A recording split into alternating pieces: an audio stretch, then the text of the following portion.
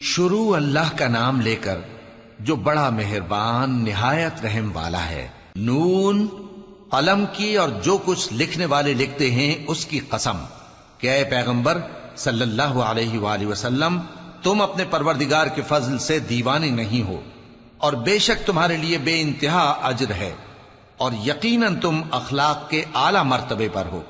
سو ان قریب تم بھی دیکھ لو گے اور یہ کافر بھی دیکھ لیں گے کہ تم میں سے کون دیوانہ ہے۔ تحقیق تمہارا پروردگار اس کو بھی خوب جانتا ہے جو اس کے رستے سے بھٹک گیا، اور ان کو بھی خوب جانتا ہے جو سیدھے رستے پر چل رہے ہیں۔ تو تم جھٹلانے والوں کا کہا نہ ماننا۔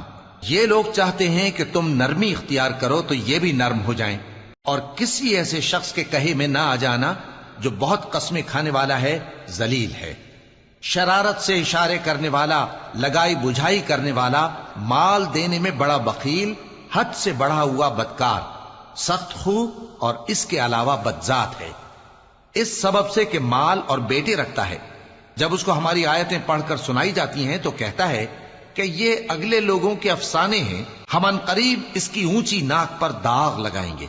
ہم نے ان لوگوں کی اسی طرح آزمائش کی ہے جس طرح باغ والوں کی آزمائش کی تھی، جب انہوں نے قسمیں کھا کھا کر کہا کہ صبح ہوتے ہوتے ہم اس کا میوہ توڑ لیں گے، اور انشاءاللہ نہ کہا۔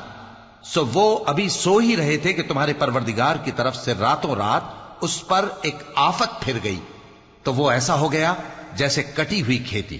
پھر جب صبح ہوئی تو وہ لوگ ایک دوسرے کو پکارنے لگے کہ اگر تم کو کاٹنا ہے تو اپنی کھیتی پر سویرے ہی جا پہنچو۔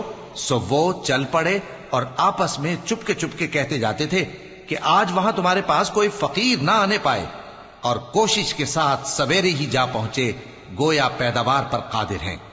پھر جب انہوں نے باغ کو دیکھا تو ویران، کہنے لگے کہ ہم رستہ بھول گئے ہیں، نہیں بلکہ ہم بے نصیب ہو گئے۔ ایک جو ان میں سمجھدار تھا بولا، کیا میں نے تم سے نہیں کہا تھا کہ تم تسبیح کیوں نہیں کرتے؟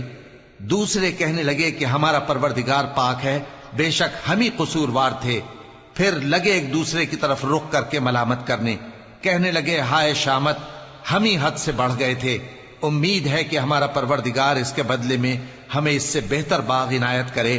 ہم اپنے پروردگار کی طرف رجوع کرتے ہیں، دیکھو عذاب یوں ہوتا ہے، اور آخرت کا عذاب سب سے بڑھ کر ہوگا، کاش یہ لوگ جانتے ہوتے۔ پرہیزگاروں کے لیے ان کے پروردگار کے ہاں نعمت کے باغ ہیں۔ کیا ہم فرما برداروں کو نافرمانوں کی طرح نعمتوں سے محروم کر دیں گے؟ تمہیں کیا ہو گیا ہے؟ کیسی تجویزیں کرتے ہو؟ کیا تمہارے پاس کوئی کتاب ہے جس میں یہ بات پڑھتے ہو کہ جو چیز تم پسند کرو گے وہ تم کو ضرور ملے گی؟ یا تم نے ہم سے قسمیں لے رکھی ہیں جو قیامت کے دن تک چلی جائیں گی کہ جو کچھ تم طے کر لو گے وہ تمہارا ہوگا؟ ان سے پوچھو کہ ان میں سے کون اس کا ذمہ لیتا ہے؟ کیا اس قول میں ان کے کچھ شریک ہیں؟ اگر یہ سچے ہیں تو اپنے شریکوں کو لے آئیں۔ جس دن پنڈلی سے کپڑا اٹھا دیا جائے گا اور کفار سجدے کے لیے بلائے جائیں گے، پھر وہ سجدہ نہ کر سکیں گے، ان کی آنکھیں جھکی ہوئی ہوں گی اور ان پر ذلت چھا رہی ہوگی، حالانکہ پہلے اس وقت سجدے کے لیے بلائے جاتے تھے جبکہ وہ صحیح و سالم تھے۔ سو مجھ کو اس کلام کے جھٹلانے والوں سے سمجھ لینے دو، ہم ان کو آہستہ آہستہ ایسے طریق سے پکڑیں گے کہ ان کو خبر بھی نہ ہوگی، اور میں ان کو مہلت دیے جاتا ہوں، میرا داؤں بڑا مضبوط ہے۔ اے نبی، کیا تم ان سے کچھ معاوضہ مانگتے ہو کہ ان پر تاوان کا بوجھ پڑ رہا ہے، یا ان کے پاس غیب کی خبر ہے کہ اسے لکھتے جاتے ہیں؟ سو اپنے پروردگار کے فیصلے کا انتظار کیے رہو، اور مچھلی کا لقمہ ہونے والے یونس کی طرح نہ ہونا کہ انہوں نے اپنے رب کو پکارا جبکہ وہ دل ہی دل میں گھٹ رہے تھے۔ اگر ان کے پروردگار کی مہربانی ان کو نہ سنبھال لیتی تو وہ چٹیل میدان میں ڈال دیے جاتے مذموم حالت میں۔ پھر ان کے پروردگار نے ان کو برگزیدہ کر کے نیکوکاروں میں شامل کر لیا۔ اور کافر جب یہ نصیحت کی کتاب سنتے ہیں تو یوں لگتے ہیں کہ تم کو اپنی نگاہوں سے پھسلا دیں گے، اور کہتے ہیں کہ یہ تو دیوانہ ہے۔